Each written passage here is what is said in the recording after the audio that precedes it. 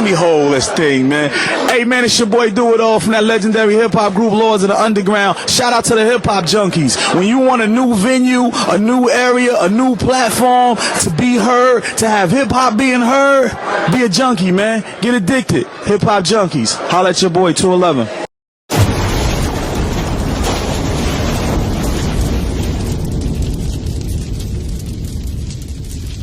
It's a cool time. Chicka chicka chee. Production.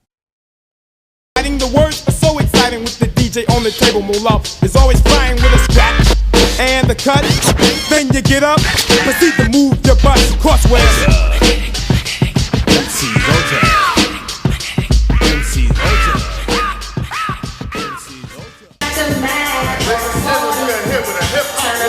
It's Ced Gee from Ultramagnetic MCs. Welcome to the Hip Hop Junkie Radio Show. What's good, brother? Yo, on real talk, I've been seeing this brother for years. I mean, spot after spot, spot after spot. We never got to kick it. So I look forward to this. Let's do this, baby. It's definitely a pleasure, man.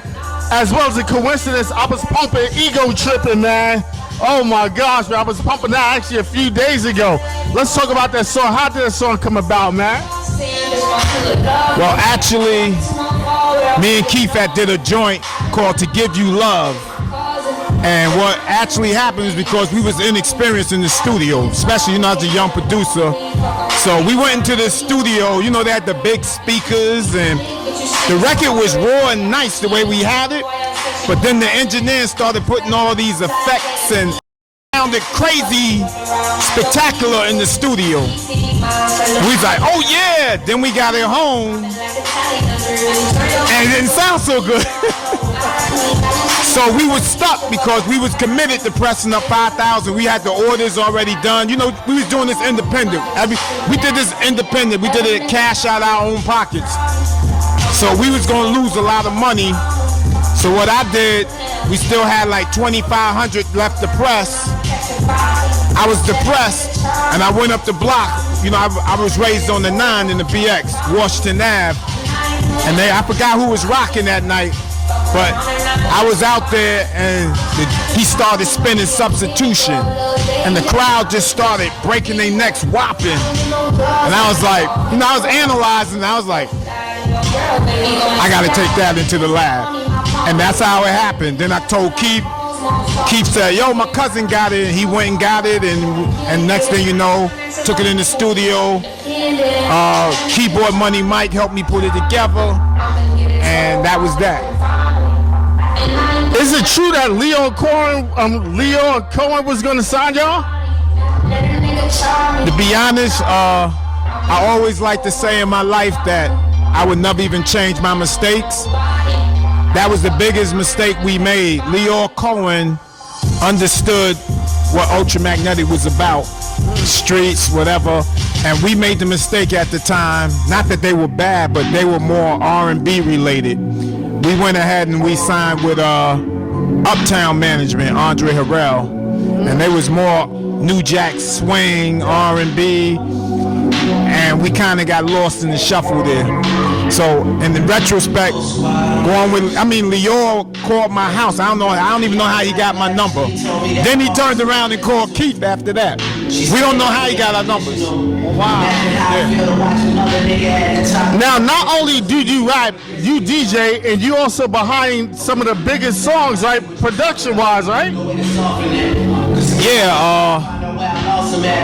I do a lot of beats, and then, you know, I've been blessed where a lot of, even like new artists, like for instance, earlier I was just going through this thumb drive over here with the young lady, The Great, and I said, oh yeah, see, even the new cats like my beat, and I played a song by, wow, what's the young boy's name? The song name is, wow, I guess I can't remember his name, but the song name was Spray. He used that beat of ours, Feeling It. Yeah, it was hype. Trey Songz, there you go, Trey Songz. Well, he just looped it, you know, people loop my beats, you know.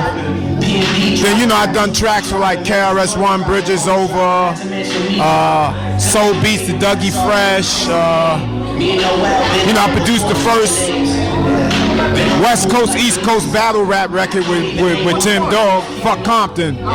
Fuck Compton. Yeah, I produced that. #1 rap single. I mean, I've done so many things. I can't even think of half this stuff, man.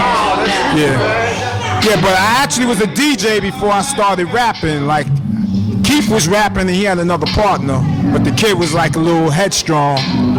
So, but Keith wanted to start out. He always had intentions of doing this solo thing, but he wanted to start out as a group. So I was like, yo, you know, because I wasn't really into the bars back then. I said, yo, just help me out. Keith really like guided me and made me into a rapper, you know.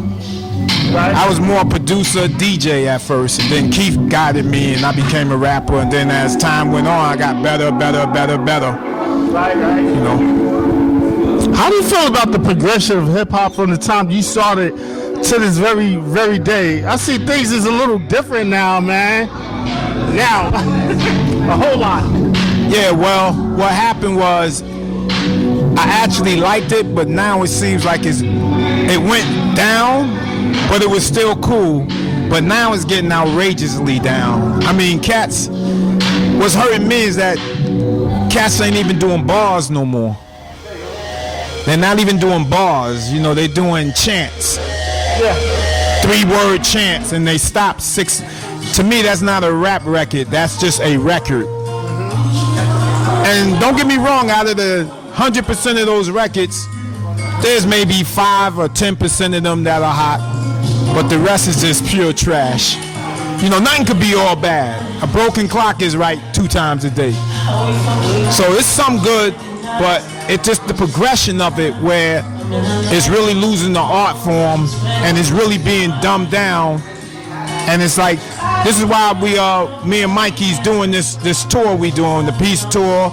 Then I'm doing other things, like I'm working with this organization up in Philly, Stan. We started to talk to these kids because they don't understand the trap that they facing now is that you're being, in the words of the immortal Malcolm X, you're being hoodwinked, bamboozled. They're telling you being stupid is cool. Being stupid leaves you stupid broke at the end of the day. And all them, what you call nerds, they got all the money.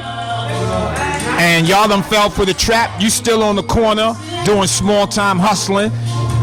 You still on the corner doing small time robberies, robbing cats for Jordans and iPhones, and these motherfuckers is producing the companies that make them. Y'all getting caught up in that trap. Got to get out of that. Dumb ain't right. Dumb is dumb. And how did you even get down with such a positive tour, man? Like, I'm really digging this, man. Well, it's really needed right now. Like I said, you know, when you go around our hoods and you see the police towers and the projects, like they watching over animals. You know, I don't think that's ever been done in the history of the world. You know, y'all don't realize they're watching you like you animals. To have somebody in your area 24 hours is inhumane. And y'all accept it and y'all provide the behavior to justify them to be there. And what makes it sad, the elder adults in your community, they're happy they're there when they shouldn't be. Right. So it's a whole, from the older to the younger, it's all wrong and it's got to be corrected, and somebody's got to step out. What message would you like to give to the up and coming rapper who think only way you can succeed is sort of by killing and murdering people? Well, I'm gonna tell them you'll be surprised what happens when you step out the box and you just feel yourself and do yourself. You might be the next wave. See, everything in music has been waves. Sounds has changed, styles change. You might be that next wave instead of just being a cat who's just imitating what's there. And you'll be a legend, because you'll never be a legend doing what somebody else is doing. You'll be a cat who gets mentioned, then you fade away. See, let me explain something to y'all. All these cats y'all loving, they can't get $1 overseas. Now, you're saying, we don't care, we're here in America. The American dollar is dirt low on the charts. You go over to London, you give them $100, you get back 30 British pounds. 30, which is the equivalent of $30. That's how low the American dollar is. Alright? So if you want to get money, be original, be an artist. An artist first, artist gets paid, always. No doubt. I want you to take a few seconds to give some shout outs, man, before you roll. I want to shout out the world. Just look out, because I ain't talking it, we going to be about it.